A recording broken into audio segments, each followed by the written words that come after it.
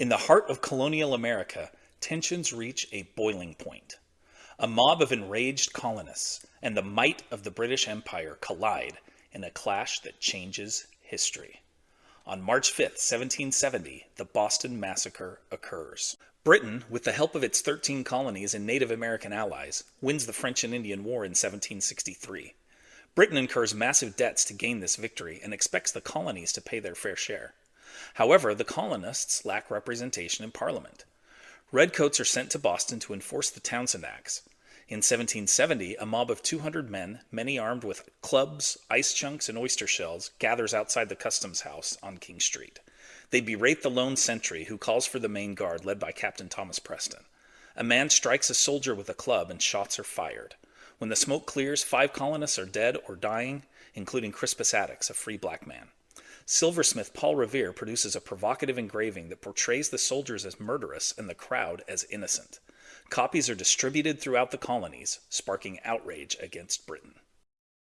Stay tuned as we learn more about the Boston Massacre, in particular about the Boston Massacre trial involving the soldiers who fired those shots. You may be surprised at who serves as their defense attorney. And don't forget to check out Today in History in my Teachers Pay Teachers store. There's a link in the description. Months after the Boston Massacre, the soldiers and their commander, Captain Thomas Preston, are put on trial in Boston for murder. A guilty verdict would mean execution. There is one trial for Preston and a separate one for his men. Samuel Adams and John Hancock, patriot leaders of the Sons of Liberty, successfully keep the people's outrage brimming during the months leading up to the trial. Future Continental Congress delegate Robert Treat Paine serves as lead prosecuting attorney. Captain Preston and his 8 enlisted men claim self-defense. Preston is concerned that a fair trial in Boston is impossible. Their lead defense attorney, future U.S. President John Adams, seeks to prove otherwise. Adams is a patriot and Samuel Adams' cousin, but he fears his defense of these redcoats will ruin both his reputation and that of his children. His relentless pursuit of truth and his unwavering belief in the right to a fair trial drive him. Preston's trial begins on October 24th and his men's on November 27th. They had been jailed for months leading up to those trials. Adams uses his skills as an attorney to successfully impanel a jury of men who live outside of Boston, increasing the chances of impartiality. He calls witnesses who testify that Captain Preston stood in front of his men rather than behind them, as portrayed in Paul Revere's now famous engraving.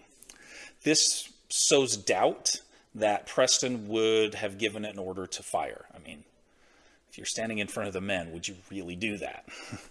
Witnesses also reveal that the large crowd threw clubs, ice chunks, and oyster shells at the redcoats, and that some even dared the soldiers to fire. Adams therefore directly challenges the indictment, which charged premeditation, and it used the words malice aforethought. He argues that a reasonable man, even a trained soldier armed with a musket, would fear for his life in such a circumstance. Keep in mind that it takes a British soldier about 30 seconds to reload a musket.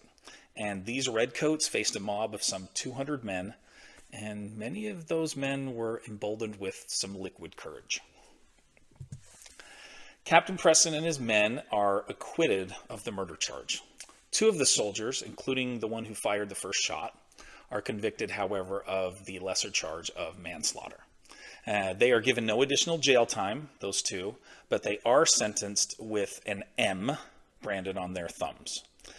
Why is this? Well, in a time where no true form of ID exists, this ensures that any future trouble with the law will not result in another light sentence. So John Adams goes on to become one of the most important founding fathers. He plays a vital role at the Continental Congress, where he, more than any other delegate, convinces the Congress to declare independence. He suggests that Thomas Jefferson write the initial draft of the Declaration of Independence and Along with Benjamin Franklin, he helps edit that draft. Renowned American historian David McCullough, he refers to John Adams as the voice of the Revolution. Adams travels to Europe during the war as a diplomat, and he helps negotiate the Treaty of Paris that officially ends the war. After the war, he becomes the first U.S. ambassador to Britain. He serves also, of course, as the first U.S. vice president and the second U.S. president. Even with all these accomplishments, Adams later claims that one of the best pieces of service he ever gave his country was his defense of the Boston Massacre soldiers. He writes, "Judgment of death against those soldiers would have been a foul stain upon this country."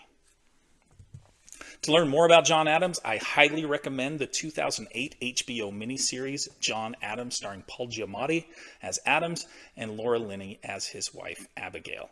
It is superbly done. It, of course, takes some liberties, but it does an outstanding job portraying the life and the times of this important founding father. The first episode is my favorite, and it centers around what we just learned about today, the trial of the Boston Massacre soldiers. I use excerpts of it in class with my students. If you're a reader, I recommend the 2001 Pulitzer Prize-winning book, John Adams by David McCullough, and that HBO series I talked about is actually adapted from McCullough's book. Lastly, it's March 5th, so happy birthday to my sister Marcy. And make sure that you like and subscribe. It really helps the channel. And know that you can find another great Mr. Lewis video here and another one right over here. Thanks again.